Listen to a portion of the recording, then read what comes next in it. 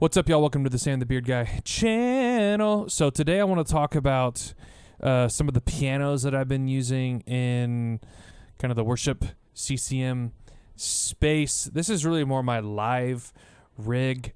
I did a video like this maybe a year ago, maybe 9 months ago. Some things have changed, using a few new different things, doing some layering stuff that I don't think I was doing. So we're going to talk about pianos. Check the description for links if you want to check these out. But as always, thank y'all for liking, sharing, subbing, whatever you're doing. So let's start with the base kind of bread and butter, like grand piano that I've been using, and I've been using it forever, which is the Grandeur.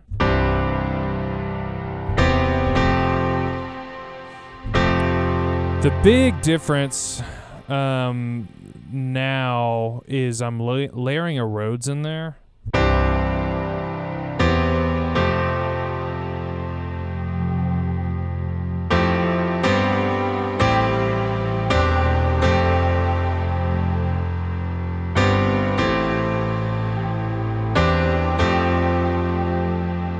So using Grandeur, and then I'm layering in this little guy.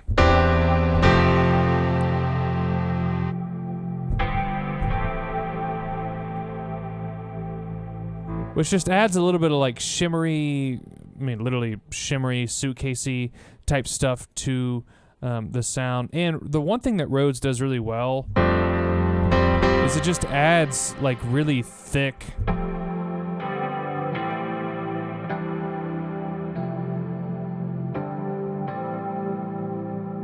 So I found that layering those is actually pretty nice.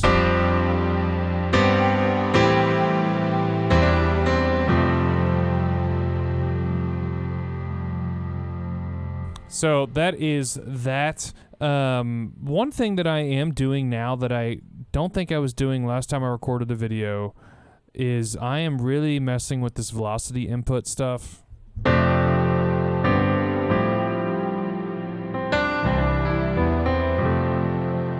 So one thing about myself as a player is I'm super dynamic. I don't love playing with a ton of compression. Even though on this piano there's maybe a little bit more compression than normal, but I don't love playing with a ton of compression. And so the way I've kind of gotten around the feeling of playing with too much compression is messing with the velocity input. So basically what this is saying is the lowest velocity is going to be 39, the highest is going to be 120. Just to be extreme with that, this is what it would be like if it was all the way up here. Oh. Barely touching the keyboard, and it's just cranking away. And so I found, you need to change this for each piano.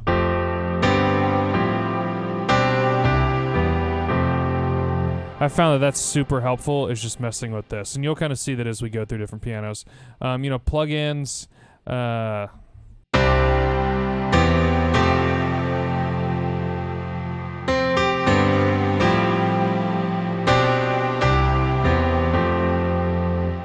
But keep in mind, this is a lot, but it's 50% wet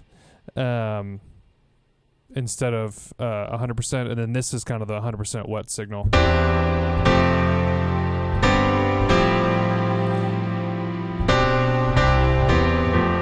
So that's just one way that I do it, and then I'm adding kind of some shimmer and thickness, air and earth to it all.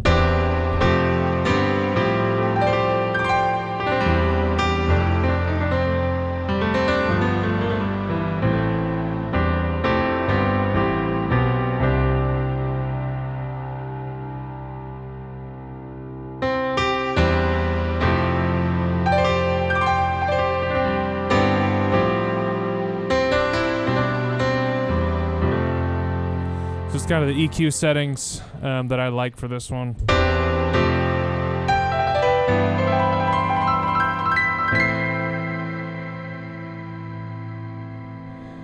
And then I'm doing a little bit of, I do this on most pianos actually. It's just a little bit of saturation. And then MV2, I'm a big fan of this. So basically what it's doing is as the piano is getting softer, it's lifting up the bottom volume and just it's kind of like backwards compression, like expansion, I guess is the word. I'm not actually sure if it's 1-to-1 expansion, like exactly the same. But yeah. So that's kind of the bread and butter, like, hey, I just need a thick grand. That's what I'm going to use. Let's get into some of the... Well, let's go to this one too.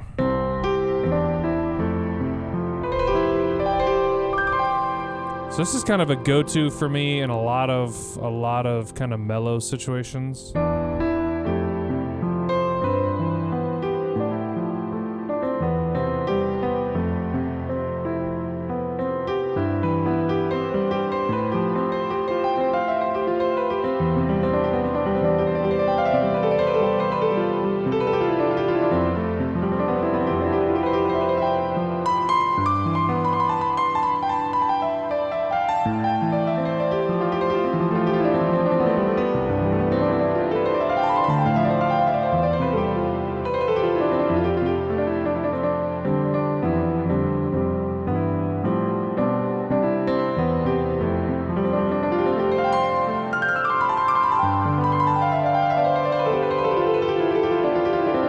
So I use that a lot. I use it a ton for like prayer moments and like super down moments. EQ and compression are pretty similar.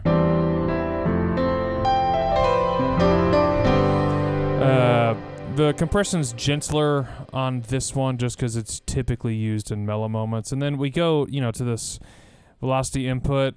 I'm taking out a ton of high velocities. That way when I dig in, I'm not getting like the shrill thing that I don't always love with grands.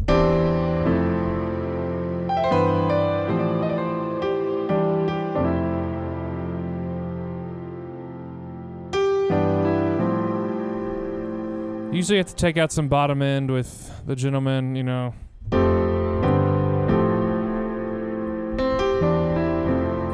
make it fit better in a mix. Again, these EQ settings are not for how it sounds by itself, but how it kind of fits in with other things. So Grandeur and Gentleman I've been using a ton of forever. There was a long season where that's all I used. I use this.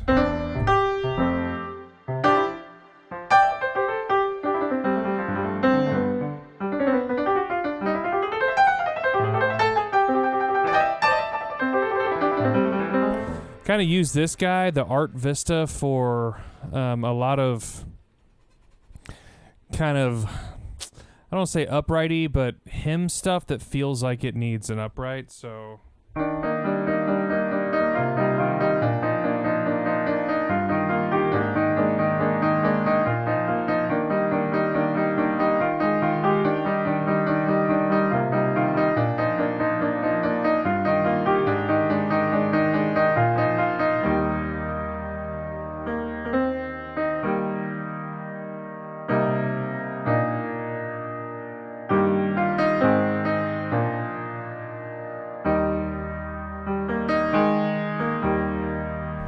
Art Vista is kind of a go-to, pretty similar.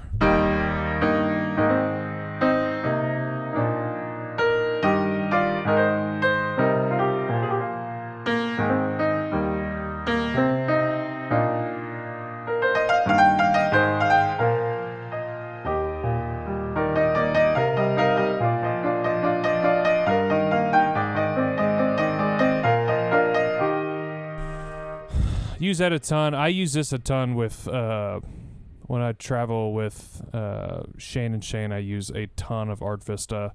It works for a lot of their songs. So that's an upright I've been using a ton of for as long as I can remember. One that I've actually been using a lot more of lately, which I have been surprised at how positive of feedback I've gotten on it, because in my ears it never feels great in a mix, but I've had multiple sound people tell me that it's awesome.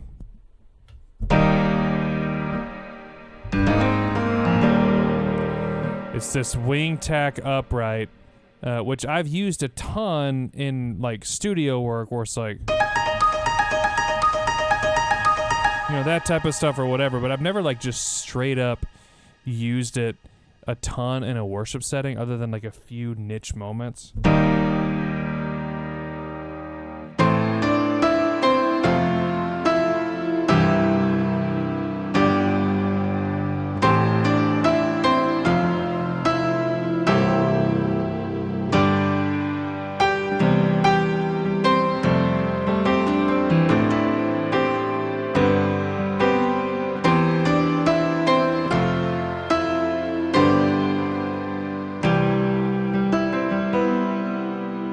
Not a ton of compression happening on this either.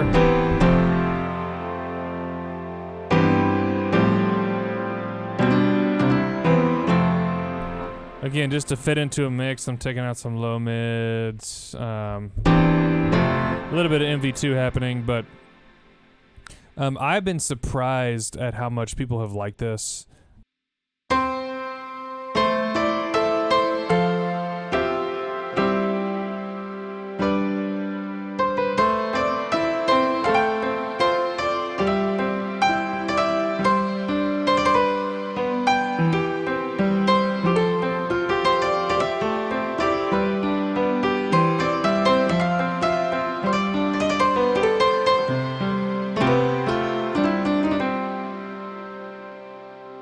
So maybe try that if you are looking for a new upright sound. Maybe, depending on the setting, I might want to kind of get into this and...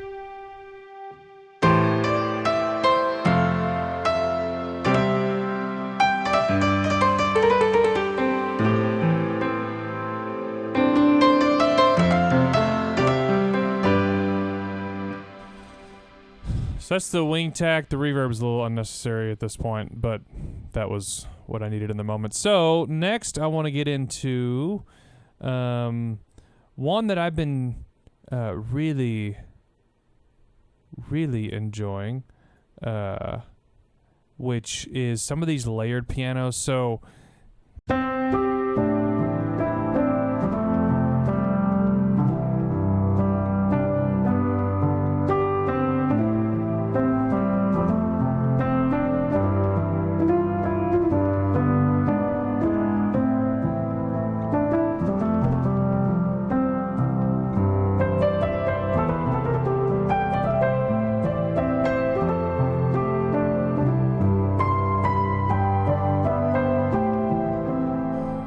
I have not,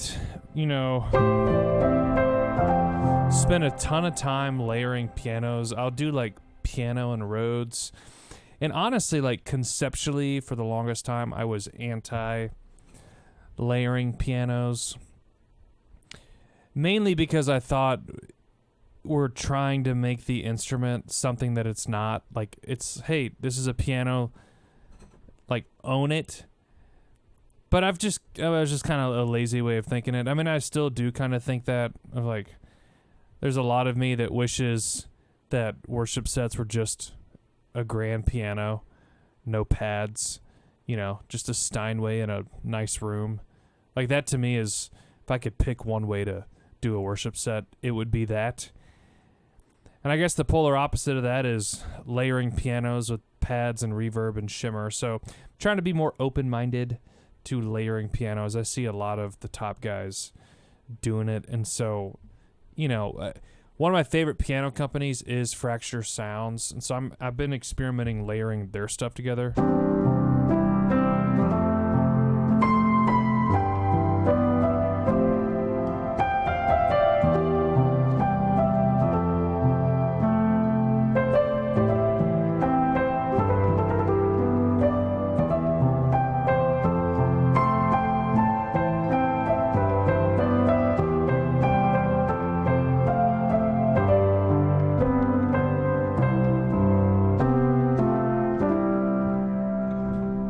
So that one I used the first time this past week and I like. I also have been using this one a little bit. This one's a little bit more my vibe. So all you're doing is, you're layering Noir Pure.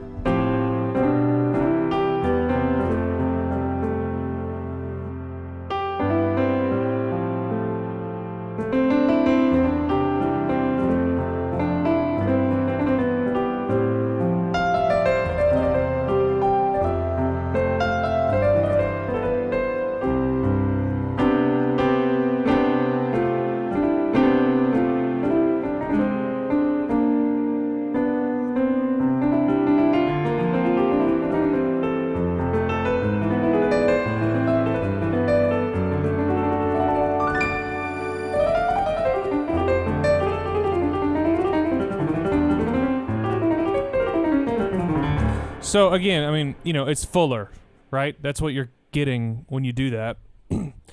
Which again, there's just that tension that I have of like, yeah, piano's not supposed to always be the fullest thing. But I've learned with time and just being a professional is that you don't get to tell the market what it is. It kind of gets to tell you, and there is a wall of sound size thing to what we do. And so sometimes it is like, dude, I want the thickest sounding piano possible. And so here it is. And I could probably make this thicker, but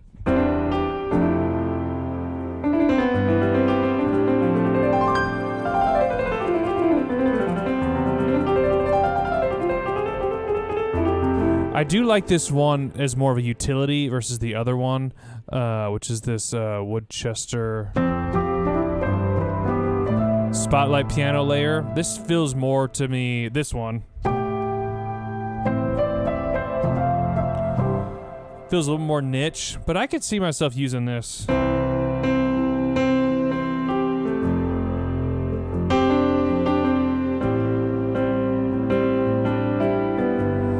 Especially if I created a version that didn't have this layered mix, like, tinkle bells and stuff. I could definitely use that one a ton. So, I'm not trying to be overly negative, but, I wasn't a big fan of layered pianos, but I've seen so many people doing it recently.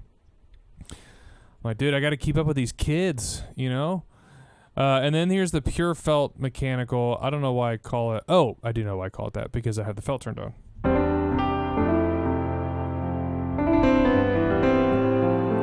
So this one,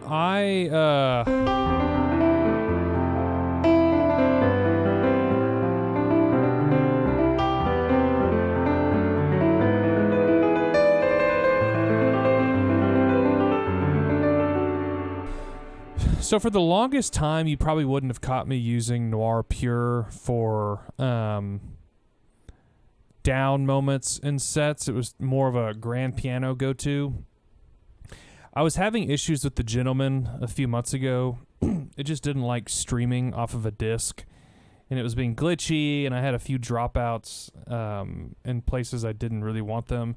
So I went with the Pure for a while until I figured out the Gentleman issue. And I kind of I'm already in love with Noir, but just I've never been in love with it for prayer moments and like super down, relaxed moments. But I started using it more, and it kind of grew on me a little bit, and so I'm using this a lot with this kind of felt setting.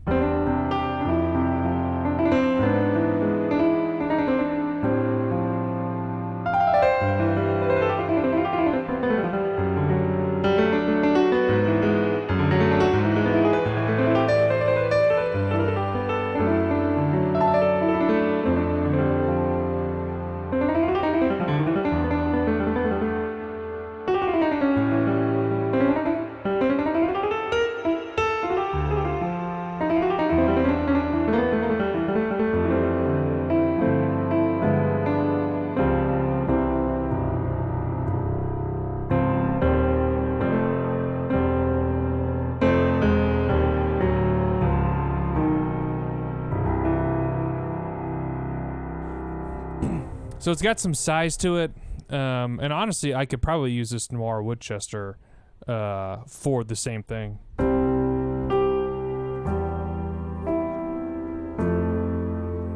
It's a little bit thicker, maybe it's too thick for some of the use cases that I would use a gentler piano for, but the difference between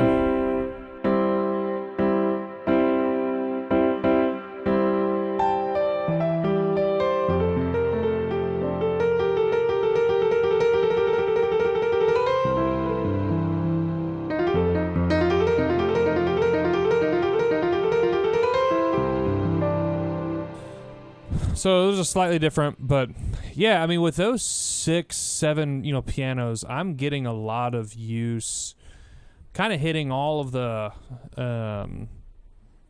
needs. I got a fat grand, gentle upright, kind of banged up pianos, kind of a weird one, thick, gentle again. So, yeah, I haven't needed to reach for a lot of different pianos. We're not going to talk about pads because this is really just about pianos. But if you want a link to some of these, check it out. Let me show you the effects that I'm using on piano, which you wouldn't have gotten. For whatever reason, it does not like. Yeah, I'm not going to explain why this is happening, but I do a little bus compression, a little mastering compression, and a little SPL iron. On the SPL iron, I'm usually doing the air bass and the mid side,